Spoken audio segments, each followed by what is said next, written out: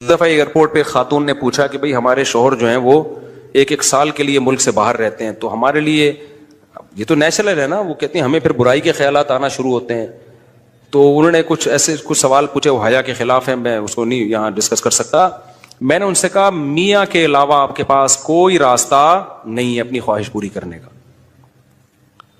تو وہ کہنے لگے پھر ہم کیا کریں، میاں بھی مجبور ہے. وہ کہہ رہے ہیں میں کیسے، اور اپنے ساتھ رکھ نہیں سکتا میاں، کیونکہ جو ہے وہ اس کے پاس اتنی تنخواہ نہیں ہے کہ بیوی کو رکھ سکے. تو چند کیس ایسے ہوتے ہیں. اصولی طور پر تو میاں کو چاہیے اللہ پہ توکل کرے، غریب بھی ہے نا اپنے ساتھ اپنی بیوی کو رکھے.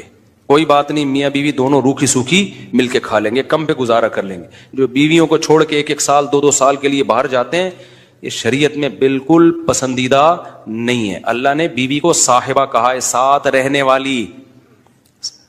رہنے والی. مجھے وزیر آباد میں 1 مہینہ رہنا تھا، یہ بات ہوگی 2006 یا 2007 کی. انہوں نے کہا کہ 1 مہینہ آپ نے یہاں اسٹے کرنا ہے. بیانات کے سلسلے میں نا مسجد 1 مہینے کے لیے میرے حوالے کی تھی. تو میں نے کہا بھائی میں تو بیگم کے بغیر 1 مہینہ نہیں رہ سکتا، بچے بھی تھے میرے.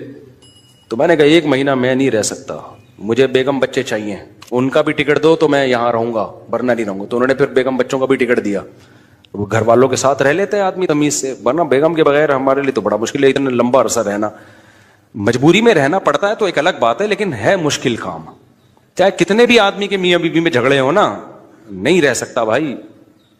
تو 1 سال کے لیے پتہ نہیں کیسے رہ لیتے ہیں لوگ بیگم کے بغیر. ٹھیک ہے ان کی مجبوری ہوتی ہے، میں مانتا ہوں، لیکن اس میں کوشش کرو اللہ پہ توکل کرو. بیگم روکھی سوکھی کھا لیں گے، لیکن اللہ میاں نے بیگم کو صاحبہ کہا ہے قرآن میں. صاحبہ کا مطلب ساتھ رہنے والی.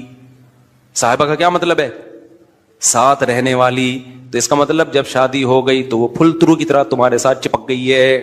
پھول ترو کی طرح اس لیے کہہ رہا ہوں کہ لوگ پسند نہیں کرتے، لیکن اللہ نے اس کو آپ کے ساتھ کیا کر دیا ہے، اب جہاں جاؤ گے بیگم صاحبہ ساتھ ہوں گی. شارٹ ٹائم کے لیے جانے کا الگ بات ہے، لانگ ٹائم کے لیے جانا ہے تو بیگم آپ کے ساتھ اللہ نے بولو چپکا دیے. وہ خود بھی گناہ سے بچے گی، تم بھی گناہ سے بچو گے.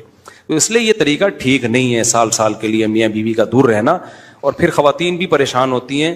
تو گناہ کسی کے لیے بھی حلال نہیں ہے. میں نے اس خاتون سے کہا کہ 1 سال آپ کا شوہر باہر ہے، کیا اس کے لیے حلال ہے گناہ کرنا وہاں پہ؟ اس کے لیے حلال نہیں ہے تو آپ کے لیے بھی حلال نہیں. تو اللہ میاں نے صرف یہی رکھا ہے کہ ایک دوسرے کی خواہش پوری کر سکتے ہیں میاں بیوی، اس کے علاوہ ان کے پاس کوئی آپشن نہیں ہے. تو اب پھر بھی نہیں آ رہا میاں، تو میں نے ان خاتون کو یہ کہا کہ اپنے آپ کو بزی رکھیں. آپ کیا رکھیں بھائی؟ کوئی پازیٹیو ایکٹیویٹیز میں اپنے آپ کو کھپا دیں. ایسی موویز تو ویسے بھی ٹھیک نہیں ہے دیکھنا، خاص طور پہ فحش موویز دیکھنا، اور ٹک ٹاک پہ صبح و شام بے حیائی.